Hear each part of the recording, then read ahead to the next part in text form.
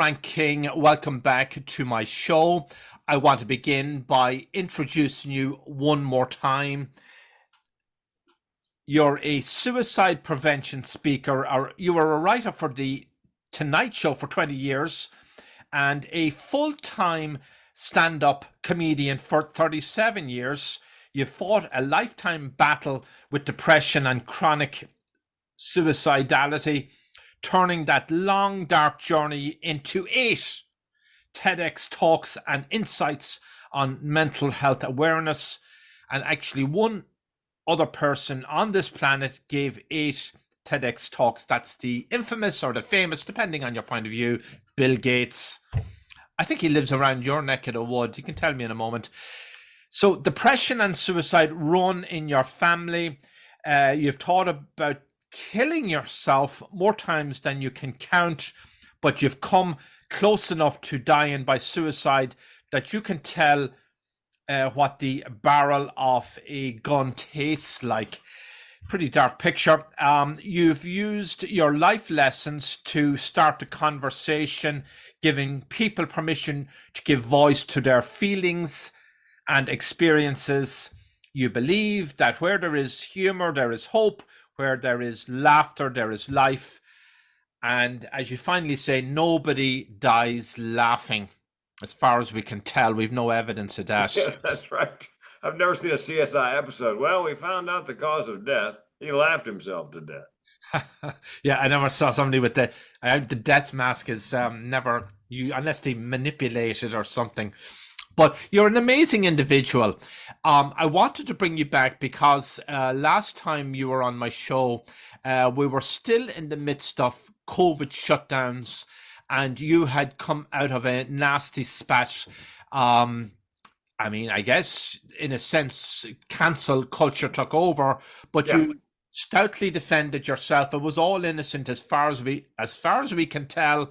You were doing a performance on a cruise liner, and you tried to do all the right thing, but you know, I guess those in charge didn't feel that, and it didn't have a very positive impact on your career for a while. So tell us about that first. Well, fortunately, my comedy career and my speaking career were conveniently divided. LinkedIn is where I do most of my marketing for speaking. Facebook, Instagram, Twitter is where people came after me. So fortunately, not much blowback, if any, on LinkedIn. I don't think they even knew I was a speaker, which was perfect. You know, somebody called me and said, "We're going to make sure you never work in a comedy club again." And I said, "Can I get that in writing?" I gave up club comedy 25 years ago. I'm no math major, but every now and then somebody says to me, "What's the difference between a club comedian and a corporate comedian?" And my stock answer is about $5,000 a night plus travel. Yeah, I'm no math major, but you know what? That makes sense to me. So fortunately, I was able to maintain the business. It was a dark time. People called and said awful things. A guy called up and said, "You came back to this county to kill everybody." And I said, "No, I've got a list, and you just made the VIP section." So I was able to handle it with humor. And what happened was 2 weeks in, after it began, the pandemic blew up. And so I was pushed off page 1 Google by the actual, you know, because I'd been cleared by the CDC in Thailand. I've been cleared by the CDC at the Seattle airport to enter the country, no restrictions, but nobody cared about that. So fortunately, it blew over, and yeah, it didn't. It didn't stop your career from getting to where it is now, which we'll talk about in a moment. But in a nutshell, you were the victim of unfortunate circumstances during that performance. Is that kind of it in a nutshell? It was a he said, she said kind of thing. You were not trying to violate the regulations on COVID, but some folks thought you did on that cruise liner, but that wasn't the case apparently. No, we were never quarantined. Nobody on the ship ever got it. And I made the mistake when I spoke to the media. I spoke to the media was a mistake. And because it was all over the media. This was a major story for, oh my God. Gosh, the news cycle on this was 7 days or something, 24/7. Yes. And even though I told them that we'd never been quarantined and that And there were no restrictions. The CDC cleared me on both ends. That doesn't get clicks and eyeballs. What got clicks and eyeballs was every story was titled, comedian jumps quarantine. Did he bring the virus back to the US? So, because that gets people to pay attention and click and share and like. And so, Yeah. fortunately, it blew over. And like I said, because I had my two businesses were separate. Yeah. The speaking versus stand-up comedy. And like I said, I hadn't done stand-up. I just did, by the way, stand-up comedy for the first time in 20 years. There's a YouTube comedy series called Dry Bar Comedy. And it is filmed in Provo, Utah, in a bar where they serve Diet Coke and popcorn, no booze. And there's Comedy Club Clean, there's Corporate Event Clean, and then there's Provo, Utah Clean. I mean, no innuendo, no double entendre, no ex-wife jokes. I mean, it was a challenge. I'm very clean anyway, as a comedian. But it was a challenge to come up with 25 minutes that squeaked. They were so clean. Wow. But you pulled it off. But I mean, that's your entire background. From childhood, you wanted to be a stand-up comedian. You wanted to write comedy. And I'm sort of curious as to know where that impulse came from, because ultimately you ended up writing jokes for Jay Leno.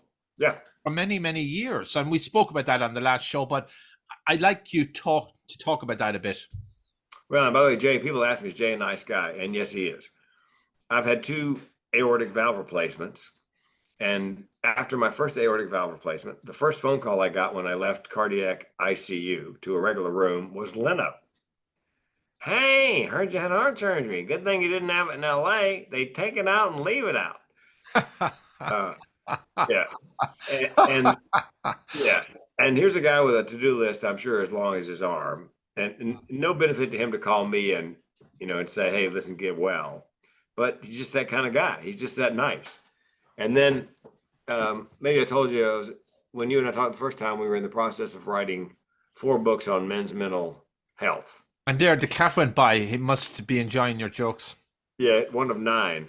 And I called Leno when the 4th book is going to be published on Amazon. I said, Jay, would you write me a blurb for the cover to help in marketing? And so he wrote me a really nice blurb. And thanks to his blurb, we went to #1 on Amazon that day when it was released in 3 categories. So bestseller in 3 categories. And the name of the title is, so that anybody listening can buy it? Yeah. Yes, it's Guts, Grit, and the Grind. Guts, plural, grit, singular, and the Grind, a mental mechanics manual. I think that's one of the things that attracted Jay was it looks like an automobile owner's manual, only for the male brain. Right. So well, his hobby, and he's turned it into part of his whole persona and media thing, is fixing automobiles and so on. And that's and he does these road shows, I guess, if you would call it that. But he had an unfortunate brush with fire recently, and he's come out of that, and he pardon the pun, he brushed it off. He made light of it, but the whole world was rooting for him. And you could, just listening to the radio commentary and the news stories, you clearly got the sense that he was a very nice guy. Everybody was cheering him on. Oh, yeah. Full recovery. And back to work, doing stand-up within 3 weeks. Yeah. He has an amazing work ethic. He would get off the set of the Tonight Show, because, it's filmed at Pacific time in the afternoon, like 5 to 6:30 p. He would go to the Burbank airport, which is because it was filmed in Burbank, jump on a plane, fly to Las Vegas, do a show that night at one of the big hotels, pick up a check for $250,000, fly home. Jeez. Somebody said to him, Jay, how do you square that mentally? Getting it, flying over several times a week, picking up a check. It's kind of like winning the lottery every day.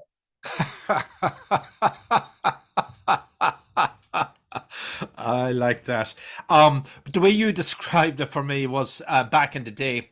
Of course, now social media is much more advanced. You would fax in your jokes. Yeah.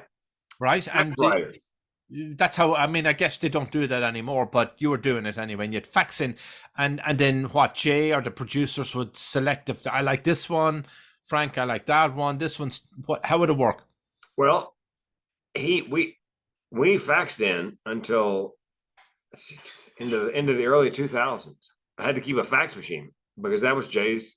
Even though you could have done it on the computer far easier, you still fax them in. There was somebody tasked on the staff to pick up all the faxes and transfer all the jokes to index cards.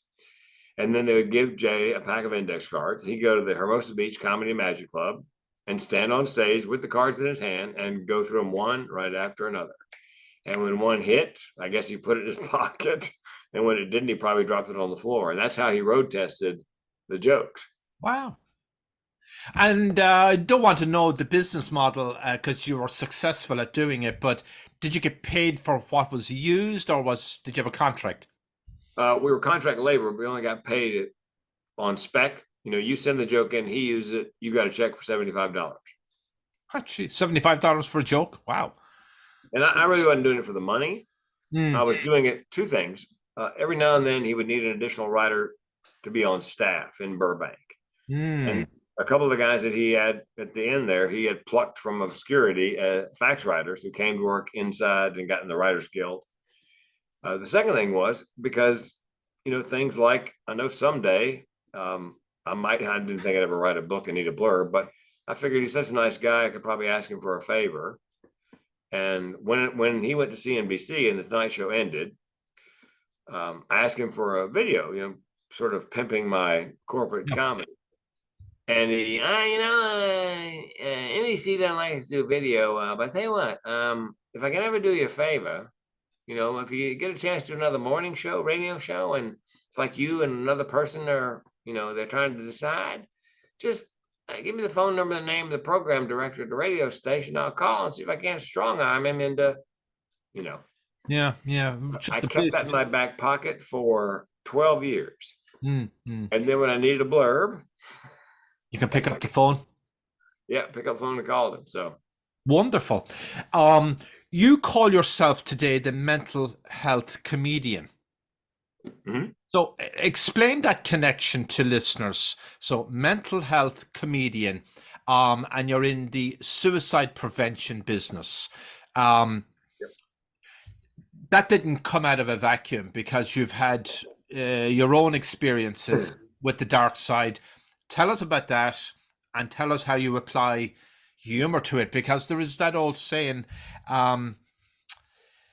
laughter is the best medicine. Yes, and tragedy plus time equals comedy. So I told my first joke in the fourth grade. I was 9 years old.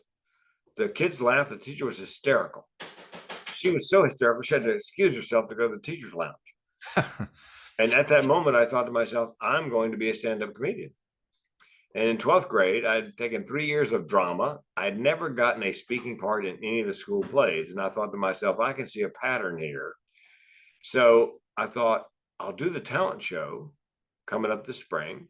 And if I do stand-up, I can write, direct, produce, and star in my own little show every night. So I did the talent show and I won. And I told my mama, I'm going to LA to be a comedian. She said, no, you're going to college first. I don't care what you do when you get done. You can be a goat herder for all I care, but you're going to be a goat herder with a college degree. So I went to UNC Chapel Hill, got a couple of college degrees, and then moved to San Diego, California with the insurance company I was working for. And just by chance, there's a Comedy Store branch there, a branch of the world famous Comedy Store that's up on Sunset in LA.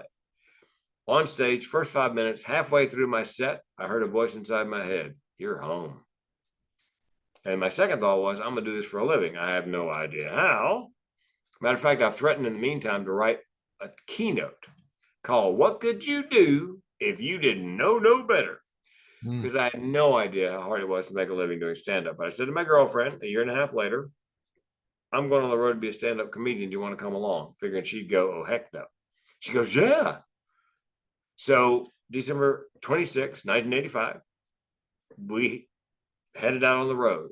And we're on the road together, nonstop, no home, for 2,629 nights in a row. Oh, my gosh. 7 years and change. And back in the day, they had what they call the comedy condo. If you're working with two other comedians that week in a club, they put you up in a condo. So you live with them as well as work with them. And we lived with and worked with Seinfeld and Rosie and Dennis Miller and Foxworthy and Ron White and Adam Sandler, Ellen DeGeneres, Kevin James, back when they were just comics, and an amazing. We had a ball. I mean, Yeah. we were mid-20s to mid-30s, late 30s, footloose and fancy free, driving around the country. And then the comedy club boom busted. And that's when I made the jump to corporate comedy, the after dinner rubber chicken circuit at conventions. And that's when I went from $500 a night to $5,000 a night. That lasted until the last recession, and corporate bookings dropped off 80%, practically overnight. And my wife and I lost everything we had worked for in 25 years in a Chapter 7 bankruptcy. And that's when I learned what the barrel of my gun tasted like. Spoiler alert, as I say, I didn't pull the trigger. But when conferences came back, meeting planners said, Frank, we love you. We just can't pay you that kind of money anymore just to be funny. You have got to teach the audience something. What? And then it occurred to me, given my mental illnesses and the fact that my family, is nuttier than a squirrel turd, and I came so close to killing myself, I thought, you know what? If I get some training in suicide prevention, I could keynote on that. And what I discovered was, even though one person dies of suicide every 9 minutes in the US, hardly anybody talks about it unless you bring it up. And then almost everybody has a story. Second hurdle was, how do I convince meeting planners I can do something serious after 2.5 decades of stand-up? And that's when my wife famously suggested, do a TEDx. And I said, what's a TEDx? I got a TEDx invitation to apply that week. And so I thought, what the heck, I'll apply. And I got it. And at age 52, I came out of the mental health closet as depressed and suicidal. Nobody knew that. My friends, my family, or my wife had no idea. And I did it on stage in a suicide prevention keynote, essentially, TED Talk. I talked about suicide prevention. And that actually helped me rebrand immediately. I became the mental health comedian. And people ask me, does it being a comedian hold you back? Does it not get you the gig? I go, no, you missed the point. They want the lived experience, which I have. They want the learning outcomes, objectives. They want you to teach the audience something. And the fact that I can do it with a little bit of well-placed organic humor oftentimes pushes me over the top, because it's a really difficult topic and it's easier to digest if I can make them laugh a little. Yeah. So when everything fell apart because of the recession and, losing your home, you plunged into a deep depression? Yes, because the depression I have is called major depressive disorder, which is generally not situational. I've been most depressed some of the best times in my life. It's more like a wheel with a flat spot that comes up every now and then. Mm-hmm. But in this case, it was situational. We'd lost everything. And I had $1 million life insurance policy. So I thought, I can fix this. In suicidality, there's something called burdensomeness. Many people who are suicidal feel the world would be better off without them. And I knew my wife would be better off financially without me, because she would have $1 million, could be restored financially. Problem was, the insurance policy I had a 24-month suicide clause, and I had only had the policy 22 months. I had to wait 2 months to kill myself. But I thought, well, I can do that. Fortunately, it must have gotten a little better, because by day 61, I wasn't marking days off the calendar until I killed myself. I don't remember the first time I thought, wait a minute, the life insurance is in force. I can kill myself. I don't remember when. Unfortunately, I don't remember when that was.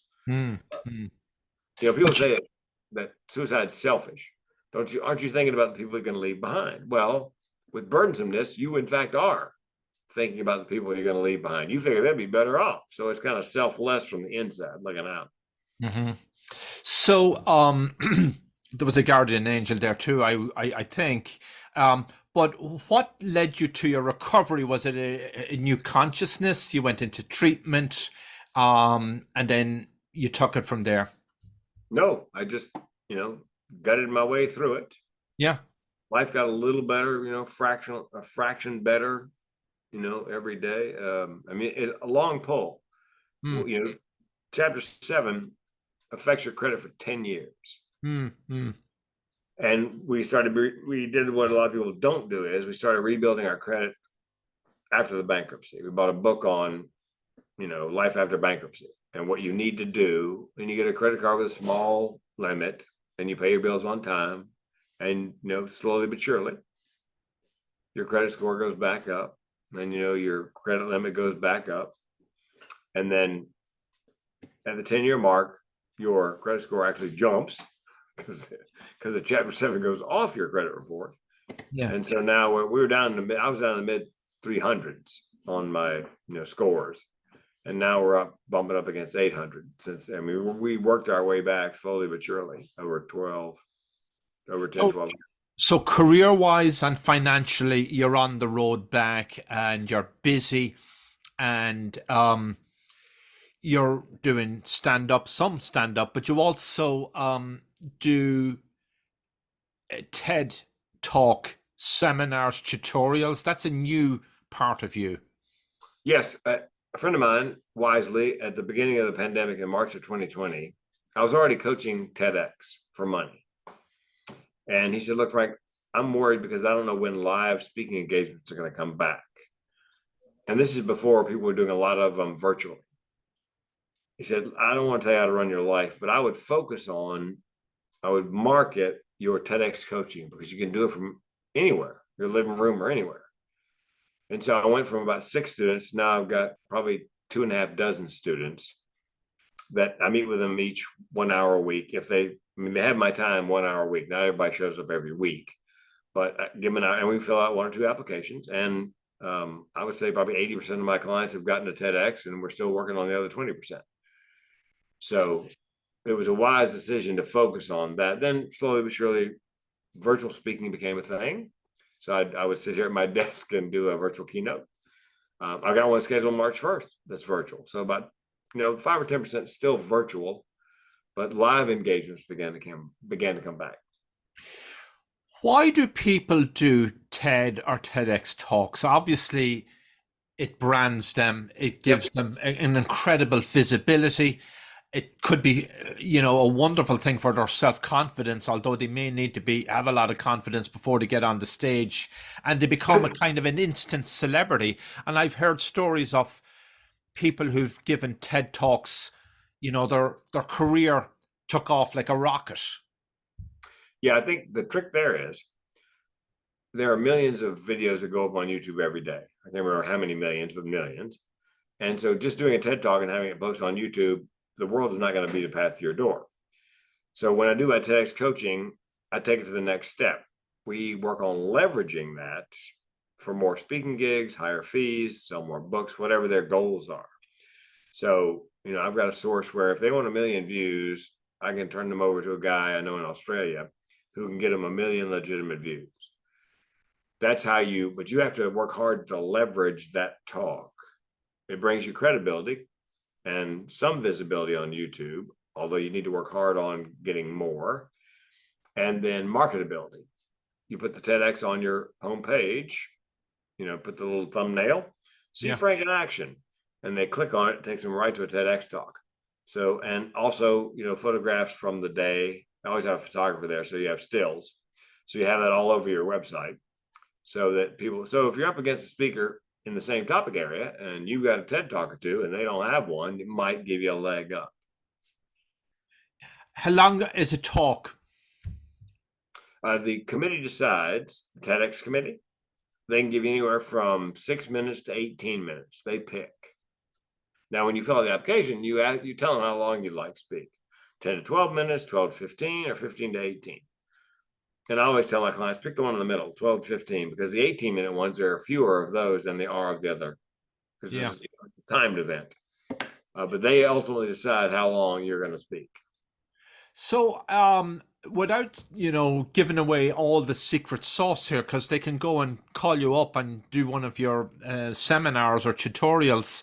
Yeah. I mean, are there points you got to hit home to be successful in a TED Talk? Do you have to grab the audience and the viewers by the scruff of the neck and win them over? Is there how do you appeal to a big audience? Well, actually, let's back up. First, you have to grab the selection committee by the scruff. And you have to be nice to them, I guess. Yes, and get their attention. The average TEDx talk probably gets 150, 200 applications. And if I'm on the selection committee and I got to slog through that many applications, I'm not looking for a reason to give you an audition. I'm looking for the first reason not to, and throw you in the no pile. So think of it as a marketing pitch to the selection committee to get the audition.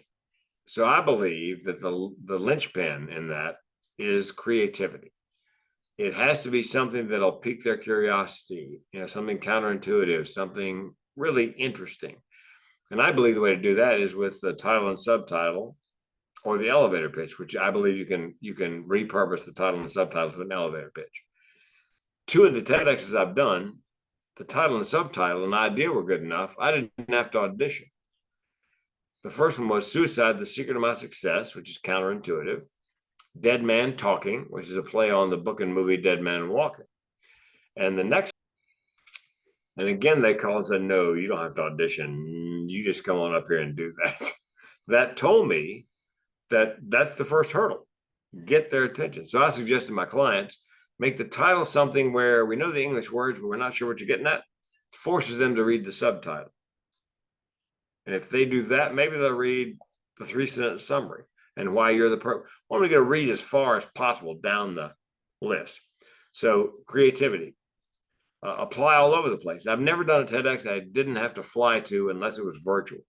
Never done one in the Northwest where we live. So apply all over, keep applying until it's a bit of a numbers game. You strike me as somebody who's an incredible imagination and a funny, and obviously have a sense of humor. And I'm trying to understand where it comes from, because even that title, Suicide, the Secret of My Success, it got my attention. That's all I read. I said, who's this Frank King? Where did you get this? Are you constantly thinking of funny things, or do you see the irony in life? Or, yes.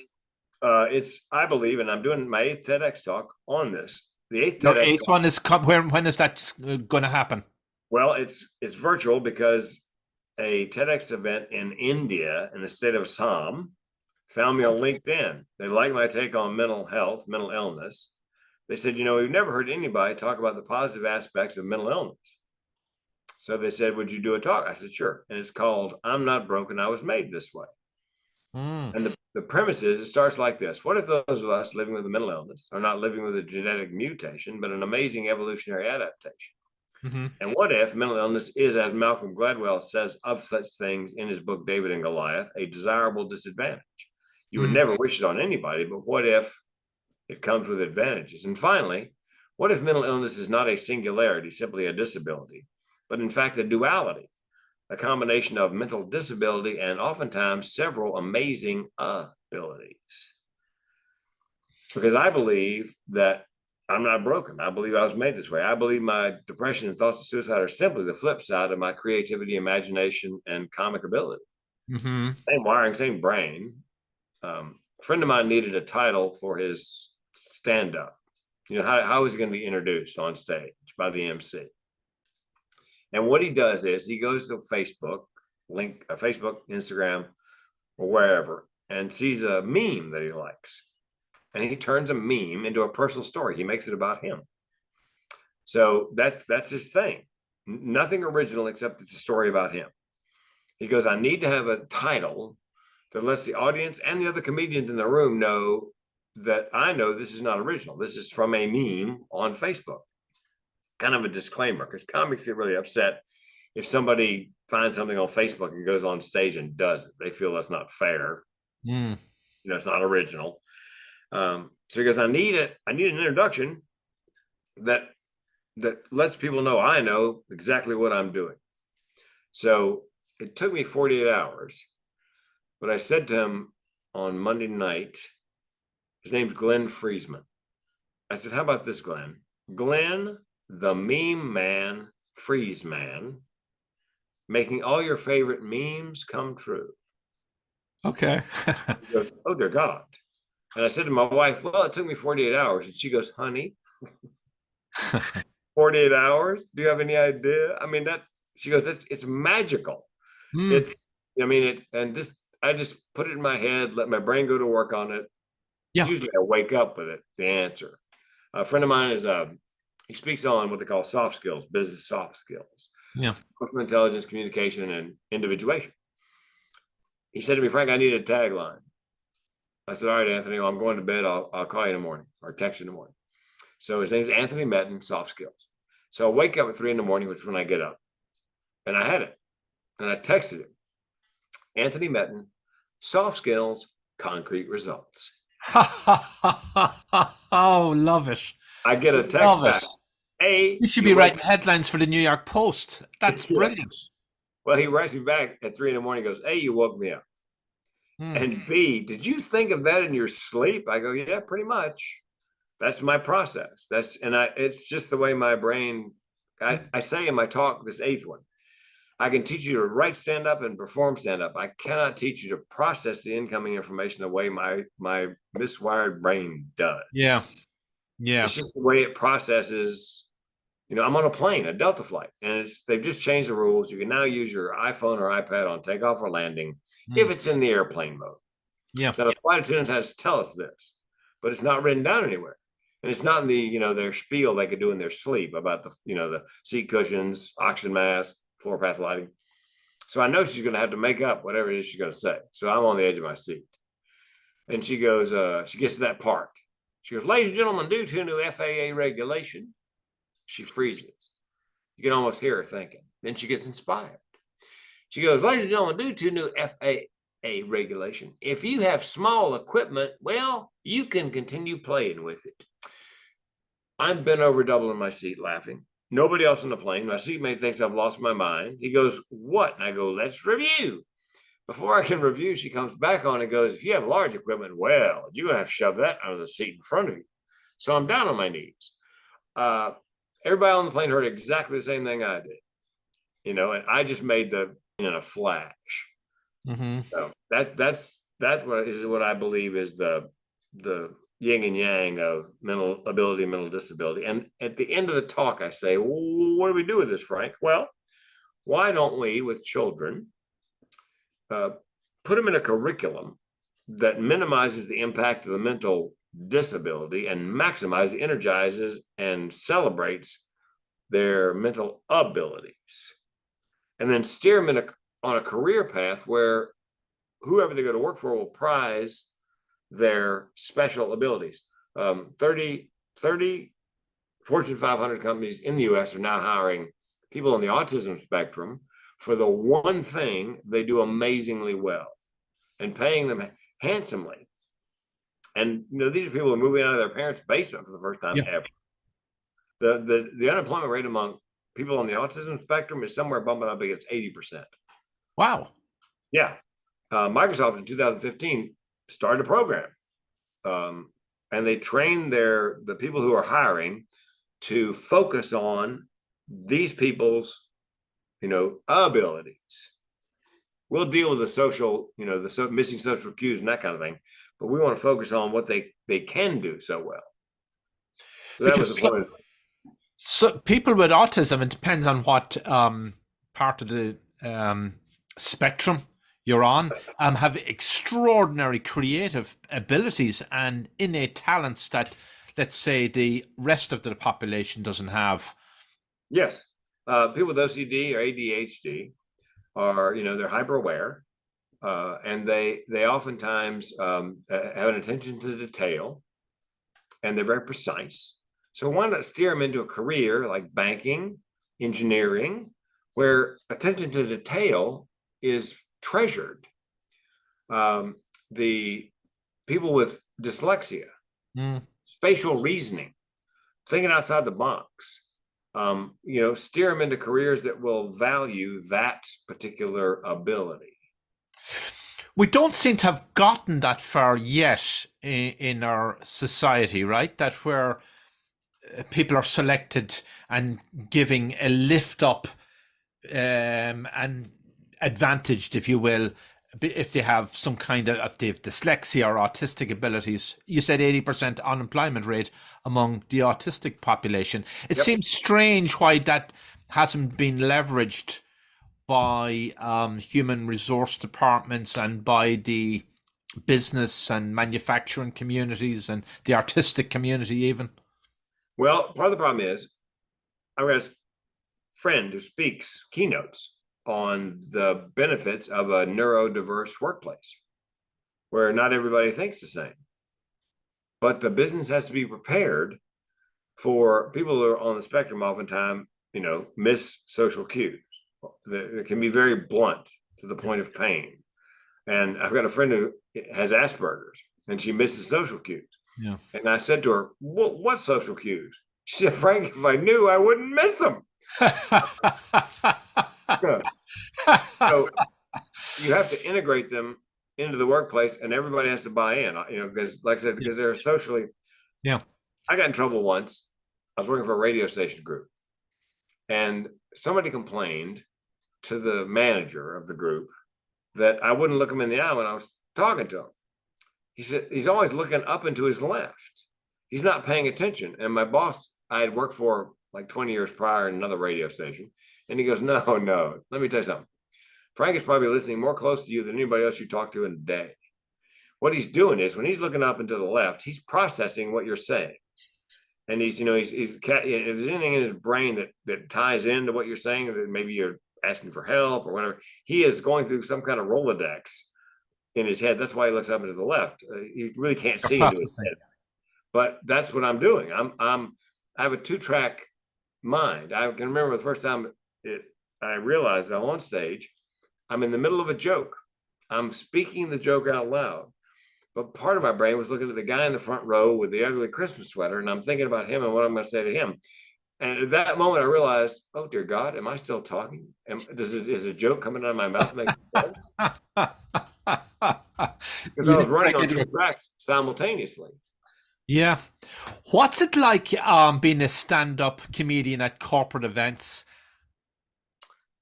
HR will pay a great deal of money not to tear the roof off, just for everybody to have a reasonably good time, and most importantly, nobody get offended. I've said to a meeting planner who pushed back on my price at $5,000 back in the day, $5,000 for 45 minutes of jokes. I go, look, hey, you're not paying me $5,000 for the jokes I tell. You're paying me $5,000 for the jokes I don't tell. Mm-hmm. You're paying me so when I get done with my little job, you still have a job. Okay.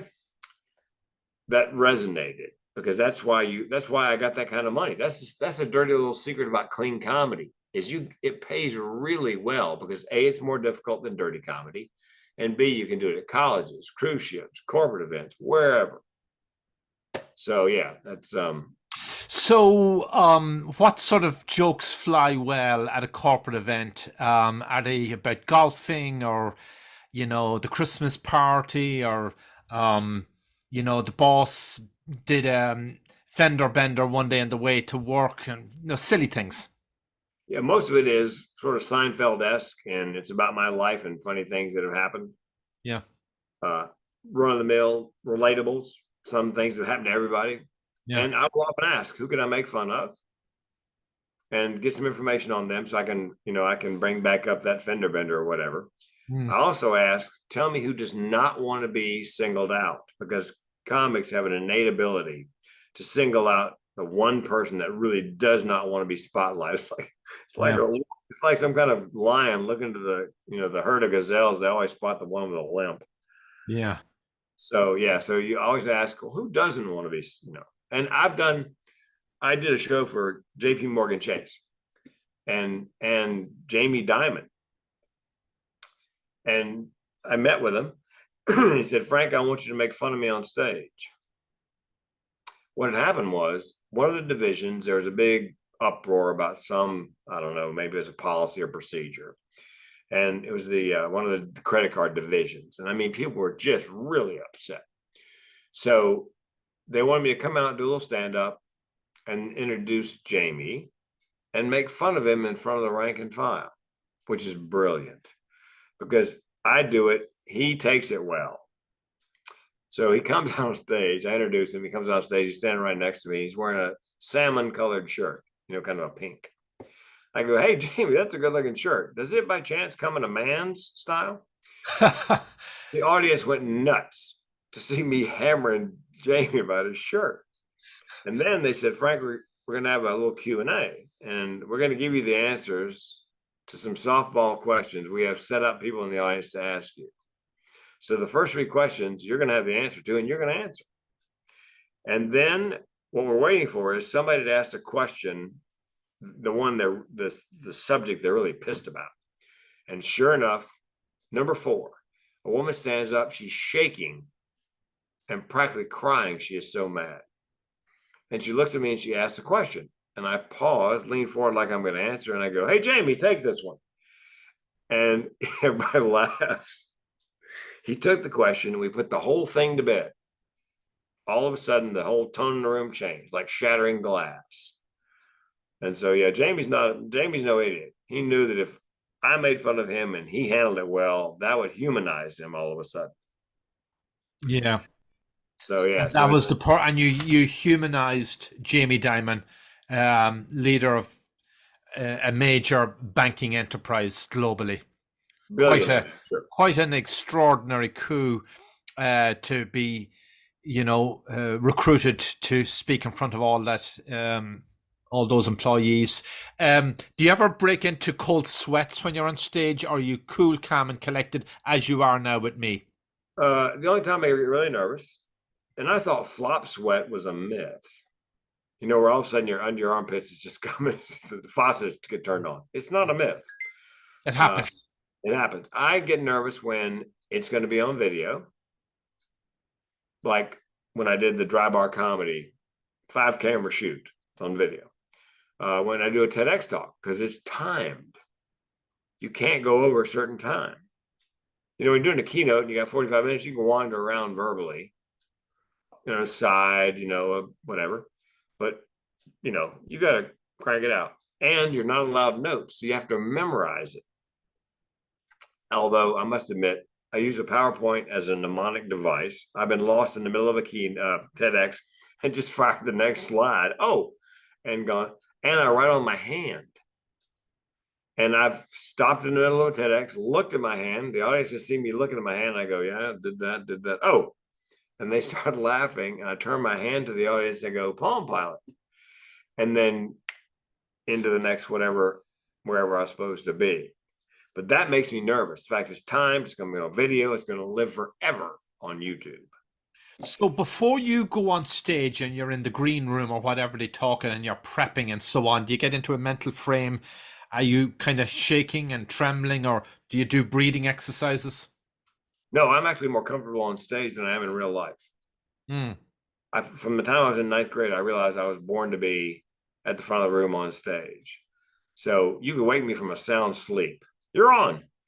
And I just boom. Hi, I'm losing my hair. And I just feel really comfortable up there. And a friend of mine, when I was doing a lot of cruise work, not a friend of mine, I'm sorry, somebody in the audience came up after my show.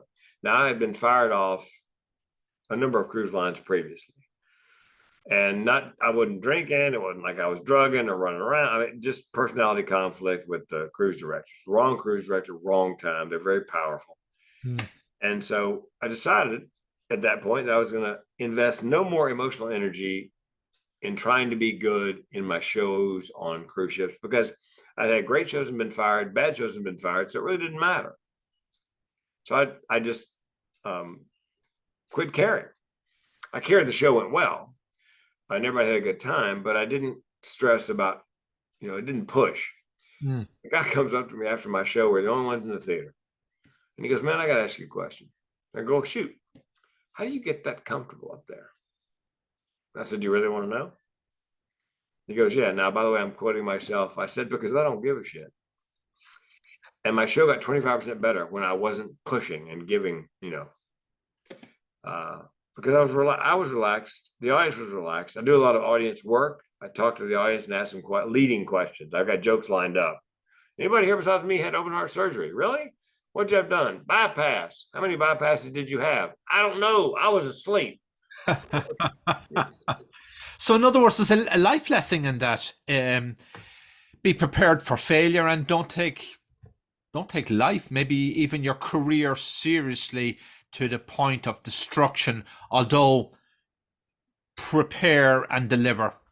Yeah, deliver. And my shows are, I mean, I made an effort. I wanted to have the best show I possibly could. But for some reason, when I didn't care whether I got fired or not, You did better. I did better because I wasn't worried about it. I thought, I'll just do the best I can. And if I continue, great. If I don't, that's fine too. And standing when I do speaking, some show I was on there, how do you become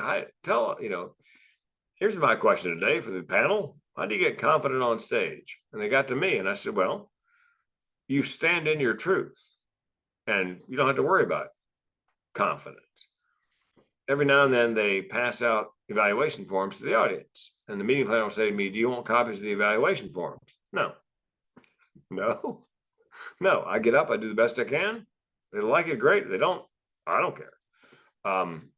Again, I put effort in, I do the best I can. And it's my, with the suicide prevention, it's my story. I'm up there trying to save lives.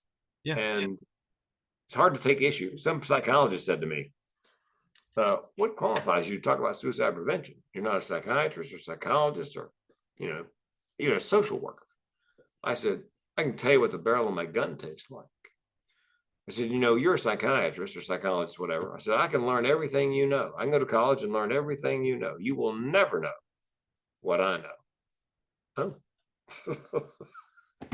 So when you combine the comedy with the mental health, so do you go up on stage and you tell there's self-deprecating humor and you poke fun at yourself and you talk about mental health?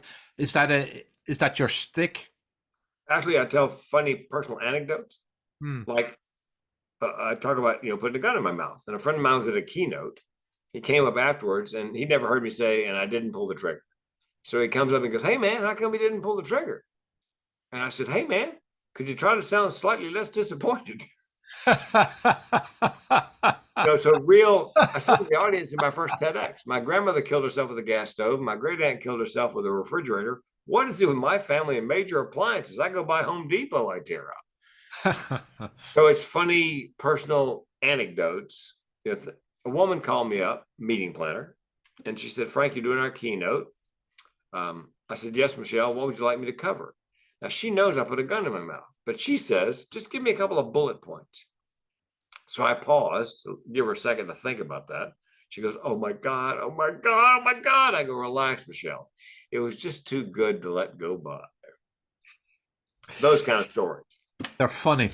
So your audience, are they people who come because they want to hear about mental health and see it all turned into humor, or are there people in the audience who have mental health issues? Is it a combination?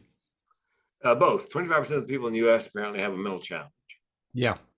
When I get hired by, let's say, construction, because construction industry has the highest rate of suicide in the US. 1,000 people die by accident in the US in construction every year. 5,000 die by suicide, meaning you're 5 times more likely to jump off the building than fall off. So they bring me in and I teach how to spot the signs and symptoms of depression and thoughts of suicide, what to do and say, what not to do, what not to say, and how to find resources. So I'm educating the rank and file, oftentimes construction workers and their managers, on spotting, whether one of their fellow workers is having an issue, and then how do you approach them about that? Because 8 out of 10 people who are suicidal are ambivalent. 9 out of 10 give hints in the last week leading up to an attempt, which means most people can be saved or want to be saved if you know what to look for and listen for. That's the heart and soul of my keynote. Do you list these talks to the construction workers with humor, or is it all serious? Well, you have to go to this, you have to do that. It's a balancing act, I would think. Yeah, it's, and it's not a lot of humor, but just enough. There's a psychological principle that if you have to tell somebody something serious and you follow it with something humorous, they call it comic relief for a reason, then the next serious piece of business you need to deliver, their brain is more prepared because you give them that break that sort of, cleared the mental palate, and then in the next serious piece. So I try to end on a high note. I have a very somber story at the end about why I don't kill myself. The number one reason I don't kill myself. And then I say, look, I'd like to leave it on a high note. Every now and then, as somebody who lives with mental illness, when somebody asks me how I'm doing, I want to tell them instead of going, living the dream, another day in paradise. I said, I crawled into Uber one afternoon, got in the Uber, and I'd done two 3-hour CE, continuing education presentations in a day. That's a lot for a speaker. I was exhausted. And when I get tired, the little editor in my head goes to sleep. So the nice young man in the front seat, the Uber driver, our eyes lock in the rearview mirror. And he says, hey, man, how you doing? I thought, I'm going to tell him. I'm depressed and suicidal, dude. How about you? He's freezing. And he goes, what am I supposed to say to that? I said, do you really want to know? He goes, yeah. You're supposed to ask if I have a plan, which is the protocol. He goes, do you have a plan? And then it hits him and he turns in his seat and he goes, oh, dear God, does it involve Uber? I leave the audience with that, kind of on a high note. Yeah. My goal is to make them laugh, make them cry, make them laugh. Wow. Come up at a thing in Iowa. Well, I think America in today's world, we need more laughter, right? We need more laughter. We need more humor and jokes. I mean, you turn on TV at night, this channel is giving out about this. Then you turn on to CNN, they're getting all serious about this. Fox is getting serious about this. CNBC is getting serious about this. I mean, that's fine to be serious. We all have to have serious moments, but there's no comic relief. It's quite unnatural, I think. Well, and I try to teach my speaker coaching clients.